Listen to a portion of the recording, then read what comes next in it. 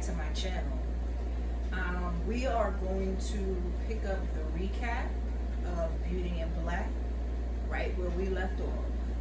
So we left off season 1, episode 8, where Kimmy had just attacked Body with the vehicle in the hotel.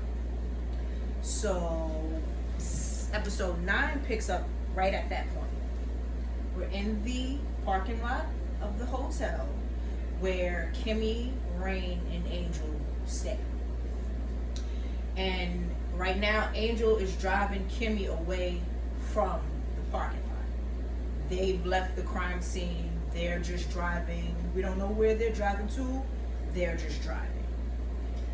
Norman, the uncle with the dead wife, is on a call with a judge, and they're speaking back and forth. This judge's name is Judge Harold. We'll talk more about Judge Harold moving forward. At the main house, so at Horace's house, the family is like all together now because they know about Charles's car blowing up on the private highway. Okay, Olivia comes into the scene now. And Olivia is having a sexual encounter with one of her younger guy friends. Alright? Mallory calls Olivia and tells her, listen, Charles is dead. You need to come to the house. Everybody is here at the main house. Come here now. It's an emergency. Angel and Kimmy are riding along down the highway. They're looking for Delinda. Delinda and Body had came up with a scheme to kidnap Kimmy's little sister. So they actually did go through with that plan, and now Kimmy is on her way looking for Delinda. On the highway, on the private highway where Charles's car has finally been discovered, one of the EMT workers finds a watch.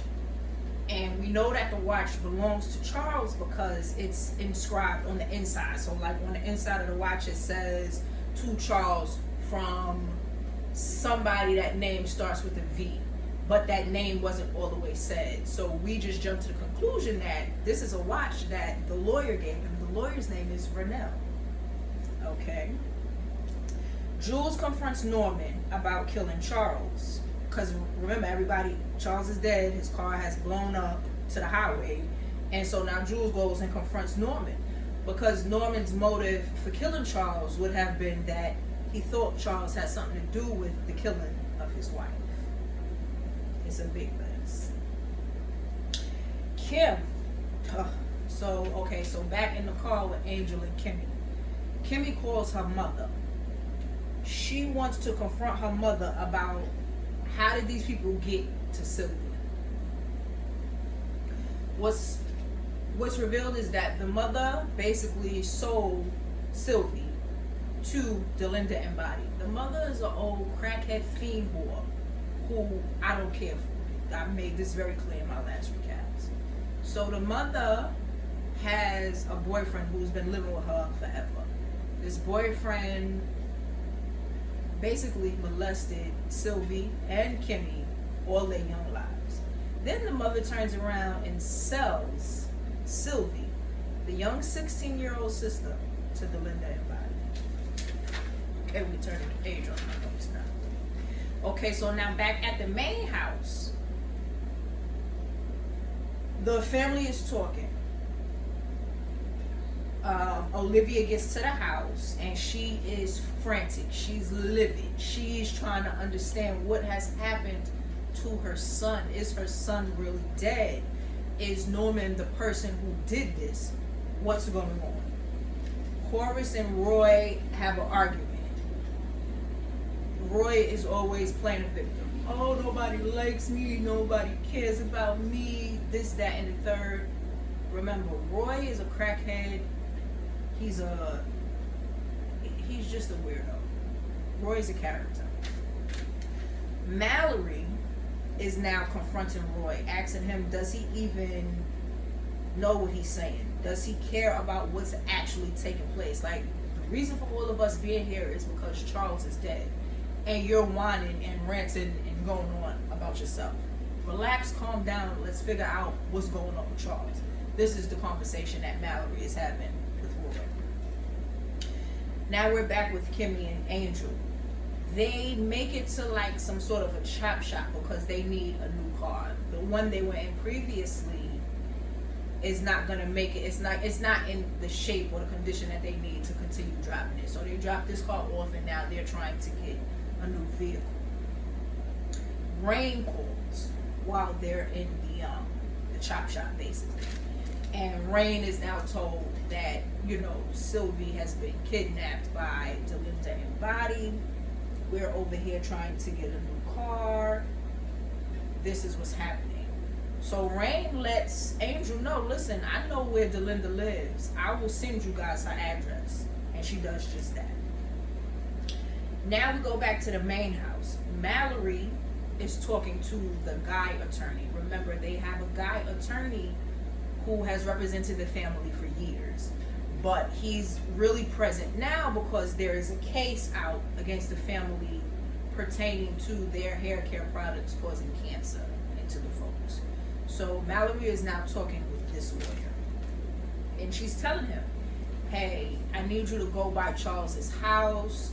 We're gonna need, to get him some soups and some things for the funeral. So if you could just go by his house and grab a couple things and then bring them back here, that would be great. So Vernell says, yes, I'll go and I'll do that. So he heads over to Charles's house. Now when he gets to Charles's house, he gets a real shock because what he finds out is that Charles is not dead at all. Charles is home. Charles is in his house. What happened was Charles got drunk at the club. He got robbed. Someone robbed him, took his watch, took his car, took his wallet. So his car did in fact get blown up, but he wasn't the person in the car.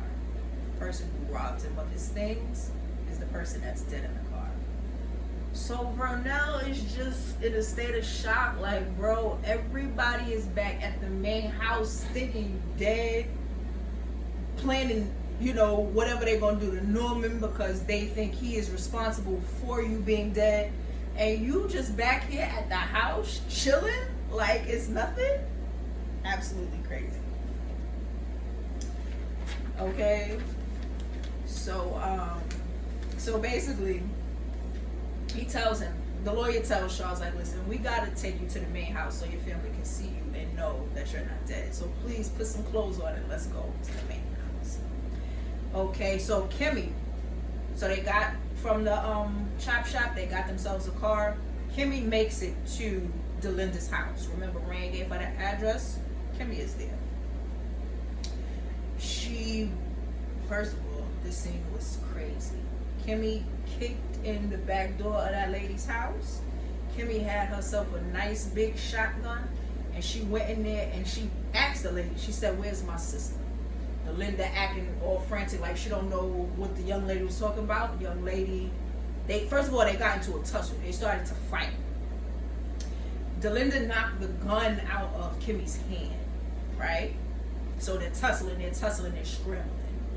Kimmy has Delinda like backed against the wall and is like strangling her with her arm, strangling her. Angel busts into the door. Angel pushes Kimmy off of Delinda, and then Angel has Delinda backed up against the wall, and they're asking her, where's Sylvie? Where's the little girl at? We don't want you to hurt this little girl. Just tell us where she is. She doesn't. Kimmy winds up shooting that lady in the head. Dead. Okay, so now we are at episode 10. Episode 10. Back at the main house, Olivia and Horace are talking about finding Norman. So they're putting together their strategies to figure out what to do, how to find Norman. Jules comes into the house and he lets them know he hasn't found Norman yet, but he is still trying. Mallory steps outside with Jules so that they can have a private conversation. And during this conversation, Mallory tells Jules, listen, we need to find somebody to pin this on. We need to find somebody to give to Norman so that Norman can stop coming after everybody in his family. Because Norman wholeheartedly believes that somebody in the family kills his wife. He's not going to stop until he has killed somebody in the family. We need somebody to pin this on. Alright? Now Kimmy and Angel are back on the highway. They've left the scene at the Linda's house. They're driving along. Back at the hotel where Body was just smashed with the car, there are cops on the scene now. So it's an active crime scene. There are cops pulling up, like EMTs and things like that. So a guy named Alex, who is someone who works for Jules, is on the scene with a cop who also works for Jules. The cop's name is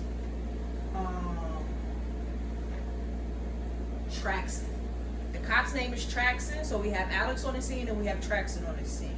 And these are both guys that work for Jules. So they're calling Jules and they're letting him know, yes, it's a crime scene out here, but we don't see any bodies. So it's crime scenes, everything is active, but we don't physically have our eyes, like we can't see who it is or what's actually going on. Cool.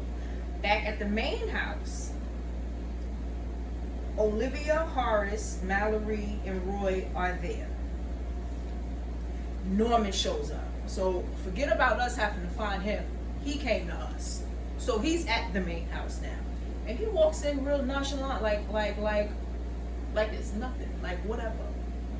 Okay. Mallory is visibly nervous. Now Mallory is usually A1. She's saucy, right? She with it. She's visibly nervous. You could tell like she really want to piss herself the way Norman came in his house and shot them like that. Okay? But that's nothing. Because once after Norman comes to the house, the lawyer Vernell enters the house. And we already know who's with Vernell, and walks Charles.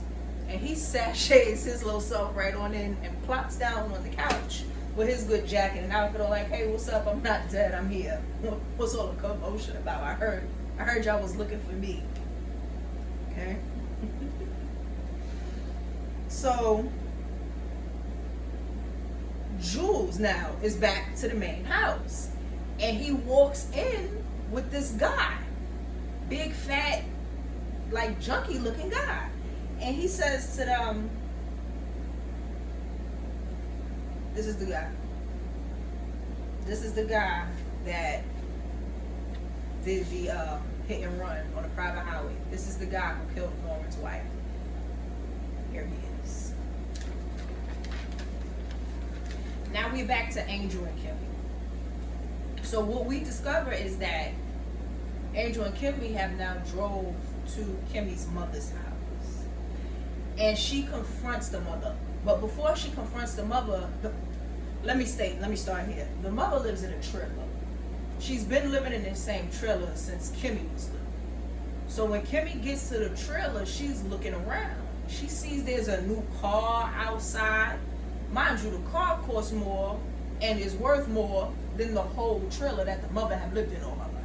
So Kimmy right away knows, okay, this lady definitely got some new money. She got a new car sitting out here in the yard. So Kimmy proceeds to go in and confront the mother about how could you let these people come in here, take my sister. Not even take my sister, you sell her to them. So the confrontation is happening. And Kimmy winds up hitting the mother. Like she smacks her down in the kitchen. But remember, the mother has a boyfriend who's been around a long time as well, who's known for abusing the girls. So he comes out and he starts to beat Kimmy up. Angel is outside. Angel hears the commotion. Angel comes inside, gets the man up off of Kimmy, and they exit the house. Back to the main house. Horace is talking to Vernie. So now Horace is having a conversation with a black lawyer. And he's basically telling them I have some papers that I want you to get in order, and I want you to look through my father's will again, because I need to know every detail in that will. He said, yeah, I know you've looked at it before, and I've looked at it before, and everybody's looked at it before, but I want you to look at it again, and I want you to tell me whatever I missed. So Vernell takes those orders and he goes. Now, Judge Harold shows up. To the house, and him and Horace are now having a conversation. And Horace is basically asking him, hey, what's up with you and my brother in these strip clubs? Because remember, after the robbery going bad with Horace, Angel, and Kimmy at the other house, when everything was all said and done, Kimmy told Horace, listen, we work for Jules. He's been pimping us. We owe him money. These are the things that's happening in the club. So Horace now has insight about the club that he hadn't had before. So he's speaking to Judge Harold to see if the judge will give him some information. The judge basically, though, doesn't give him much information and denies whatever it is that Horace is asking him. No, I don't know anything about that. This is not what's happening. This, that, and the third. During that encounter, though, Horace sticks a piece of dynamite in that judge's mouth and stabs him in the hand. So why that judge didn't just tell the truth then at that point, I don't know. But he doesn't like the dynamite, and he takes the knife out of the judge's hand and he lets the judge go. He knows that the judge is lying, but he didn't kill the judge on the scene. He let the judge go. Okay, now Calvin shows up. Now Calvin is someone who is from the previous part one of the season 1, and he was a driver. He was the driver to Mallory. He also works under Jules. So Calvin is one of Jules's guys, and he makes it to Delinda's house, and he tells Jules that Delinda is in fact dead, and now Calvin has been tasked with cleaning that up by Jules. Okay, Angel and Kimmy, after leaving the mother's house, they go to the hospital and they see Rain. And Rain suggests that Angel go to the club for information, because, I don't understand why they didn't think to go to the club first. Why would y'all not go to the club while looking for that little girl? When y'all was kidnapped, the first place they took y'all was to the club. So we got this little girl, the first place we taking her is to the club.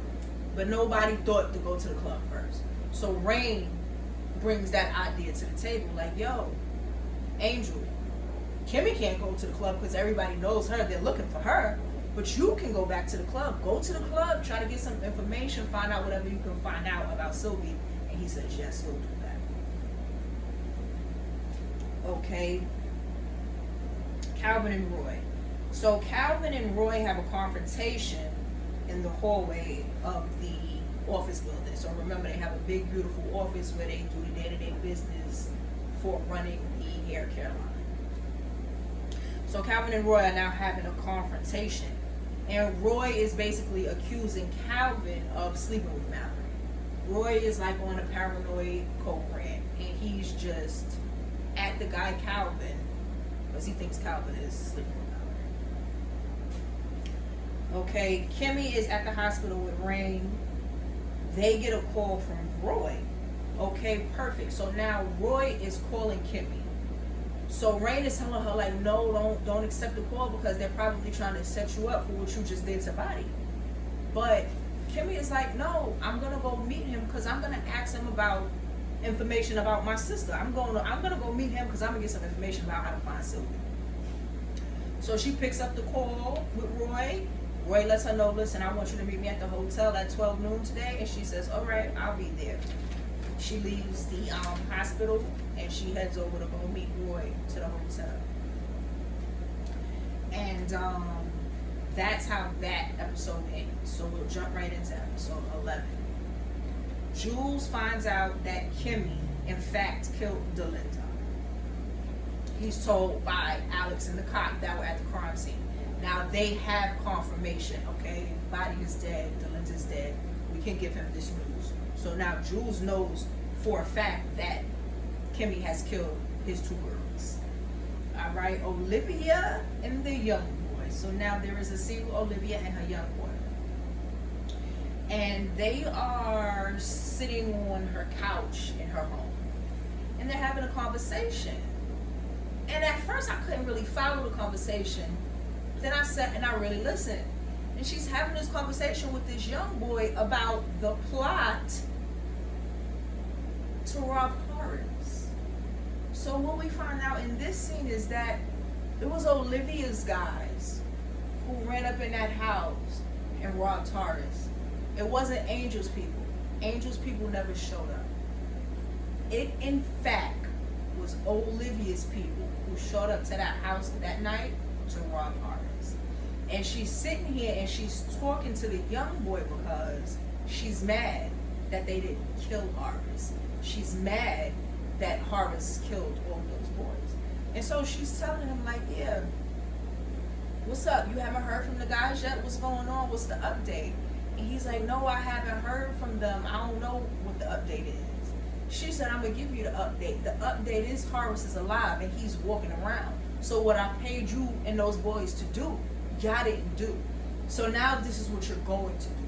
She makes him get up. She makes him put himself inside a plastic bag. This plastic bag is the size of his body. So he gets up, he stands up, he puts himself in the plastic bag. She has somebody come and shoot him in the head while he's inside the plastic bag. Reason for putting him in the plastic bag was that so when they shot the body, the blood didn't go all over her house. Her house is beautiful. They then take that bag with that body and they remove it from her home. Okay. I told y'all from the beginning Olivia was my favorite and that she was not nothing to be played. So that's how she did that. Vernell and Horace are talking about the wills. So we jump back to that scene where Horace is speaking to the guy lawyer and they're talking about looking over everything that's in the wills so that we can know the stipulations and everything that, you know, is talked about. Horace asks Jules to find Angel. And he makes it seem like it's about the watch that Angel has stole from him way back in like episode 3 or 4. But Jules is like, that's weird. First of all, how does Horace even know these people by name? And why would he be looking for him of all people to look for? So Jules becomes a little suspicious of that encounter, but he tells Horace, no problem, I'll find this kid and I'll send him to you. Alright, now back with Vernell and Charles. Vernell warns Charles that, you know, Horace wants him to look at the will and find out what the stipulations are. So Vernell is basically trying to warn Charles, hey, tighten up because your father is on a rampage trying to figure out how to cut you guys out the will. You're doing a lot of things out here that's unnecessary. You're doing too much partying. You just got robbed. Calm down. You're supposed to be dead. Your car just got blown up. Like, calm down, chill out, because your father is looking for any little reason to cut you out the will. But Charles, being Charles, does not listen to Vernell. Now, Norman calls Jules, and Norman wants to know where the guy is. So remember, Jules brought them this junkie in the last episode, and he brought them this junkie saying, hey, this is the guy who killed Norman's wife. So Norman is like, okay, where is that guy at? Because I want to talk to him personally, and basically I want to be the one that kills him. So you holding him or you having him and you knowing all this information ain't doing nothing for me. I want you to deliver that person directly to me. But Jules tells Norman, look, I already took care of him. He's dead. It's no reason for you to even want that guy because that guy is taken care of. Mallory gets a call. Now Mallory gets a call from the lady lawyer. Remember, the lady lawyer is who has the case. She's the one that brought the case against them for the hair care lines that are causing cancer. And what she lets Mallory know is she lets Mallory know, hey, I had 16 plaintiffs before. I have 64 now. So the case is in fact moving forward. And I just want to give you a heads up on that. Like, this is what's going on. I'm moving forward and now I have 64 people as opposed to the 16 that I had prior. The cop that is working for Angel, who was at the crime scene to the hotel. Somehow he finds Angel, and he lets Jules know, hey, I got Angel, what do you want me to do with him? They cut the scene. Norman now goes to see Harold. And Norman is asking Harold, hey, what did you tell my brother? And the judge, Harold, is like, I didn't tell him nothing. I just told him basic things that I could tell him, but I didn't tell him anything about the strip clubs. I didn't tell him anything about, us running money. I didn't tell him none of those things. Excuse me. All right. So, Norman being Norman doesn't believe Harold. So Norman shows Harold a picture of his daughter. And he says, I know your daughter's away at college. I got eyes on her right now. If I find out that you told my brother anything, your daughter, something's going to happen to you. Okay? Then we go to Angel. So Angel is now delivered to Horace. And it's a crazy scene. So Angel is delivered to Horace. They're in like a vacant lot. And Horace is talking to Angel, and he's telling Angel, hey, I have a lot of mixed feelings about what transpired last night.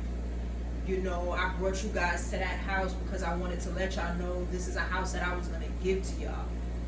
For you so you guys can stay here as opposed to staying at the hotel that you've been staying at. We could have our encounters at that house as opposed to having it at the rinky-dink hotel. And so, I was wanting to put you guys up in that place, and in turn, y'all went ahead and y'all robbed me. So he's just confronting him about that and letting him know that. Also, during this conversation, he's wanting to get information from Angel. He's like, tell me what you know about Kimmy, because now I need information on Kimmy.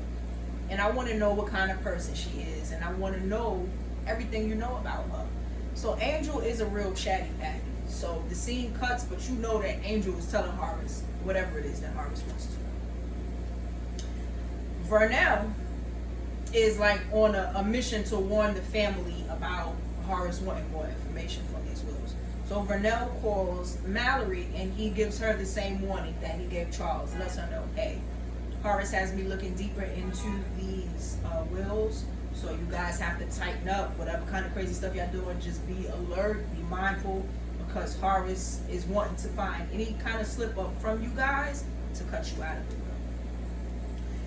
Okay, so now Kimmy arrives at the hotel. Remember, Roy called her earlier and said, meet me at the hotel. She is now arrived to the hotel. And she goes inside. And the first thing she says to him is, Roy, where's my sister? She walks directly in the hotel, and that's the first thing she says, where is my sister? And so he really doesn't know. But remember, he's been high all day, and he's just acting erratic and weird, so he talks crazy to her. Like, he says something crazy to her, and the next thing you know, she smacks him. And they start fighting, and tussling. One thing leads to another. She pushes him out of the window. He falls out. She gets out of the hotel. And that's how that scene ends. Now, this is episode 12. Kimmy is now back at Delinda's house. So she left the crime scene, the hotel crime scene, and she went back to Delinda's crime scene. And I'm not sure what she went back there for, but she's in there and she's like searching for something. I don't know if she's looking for car keys to steal another car. I don't know if she's looking for money. I don't know what it is that she's looking for, but she's searching Delinda's house for something. Excuse me. Horace is still drilling Angel. So Horace and Angel are still in this like vacant lot, and he's asking Angel questions about Kimmy. He wants information about Kimmy. Okay.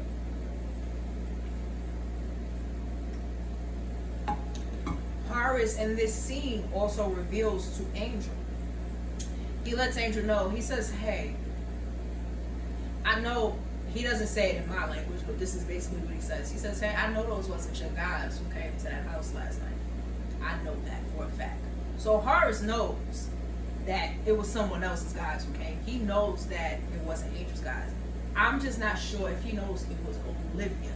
He could possibly think it was Norman, but he knows it wasn't Angel, which I'm grateful for, because then he lets Angel go. Like, after the conversation is over, he lets Angel go. All right, Vernell,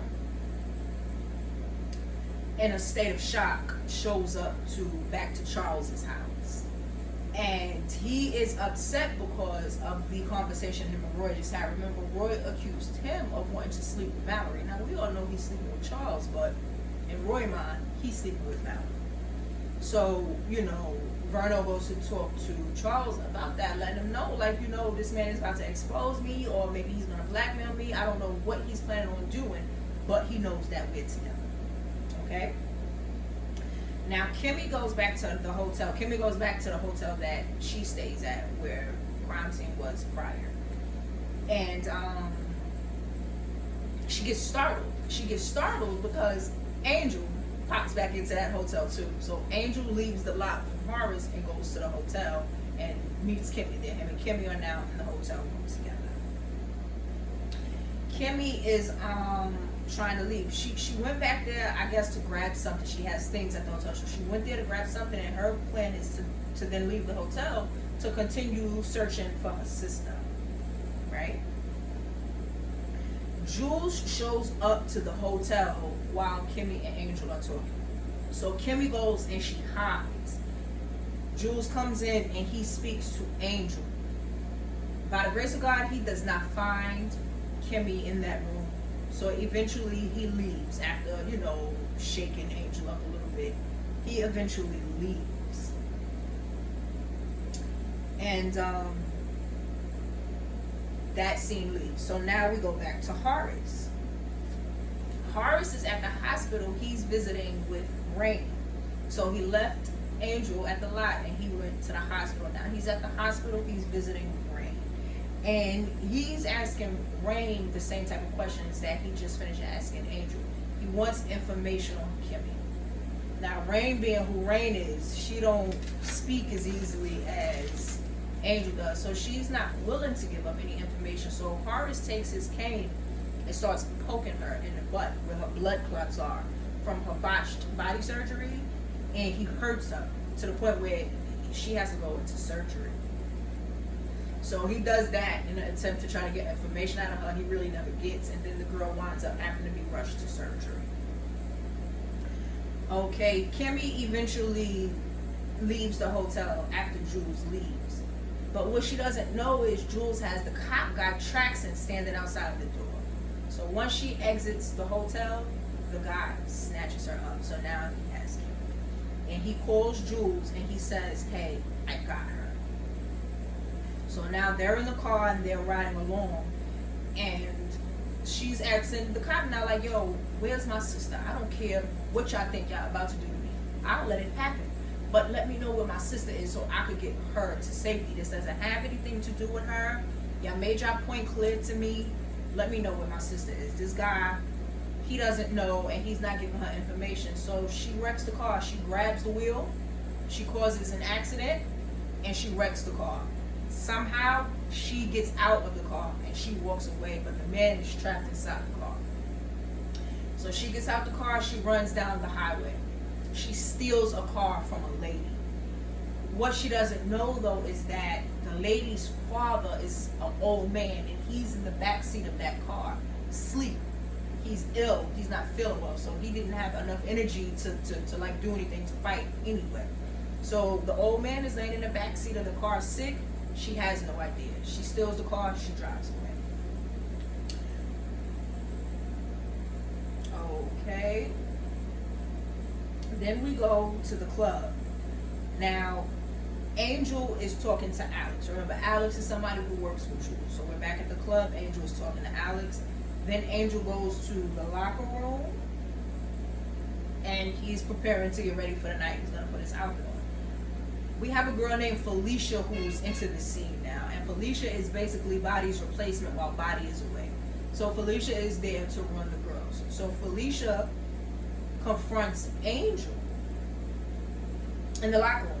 because she wants to know where is Kimmy. So she confronts Angel, where's Kimmy, where's Kimmy? Angel pretends he doesn't know. Felicia eventually walks away. Then Angel has a conversation with a guy in the locker room. And, they're just chatting, whatever. And the scene cuts. Now the scene cuts back to Charles's house. And Burnell attempts to plead with Charles again to get him to act right. Burnell even goes as far as telling Charles, look, I love you. Like, I'm in love with you. I need you to act right. But Charles is just like, whatever. Now, Mallory and Charles meet up later that night at a restaurant. Because Charles wants to ask her about the rumor with her and Bernie. So they're sitting at the restaurant and they're talking about that. Kimmy finally got herself the car, and she's on her phone with somebody, and she's asking questions about Jules. But she's not getting information, so she's driving. She's driving this car. We don't know where she's on her way to, but she's driving, and that's how it ends. That is all for this recap. I will be back with the next 4 episodes that end out part 2 of season 1. Thank you guys.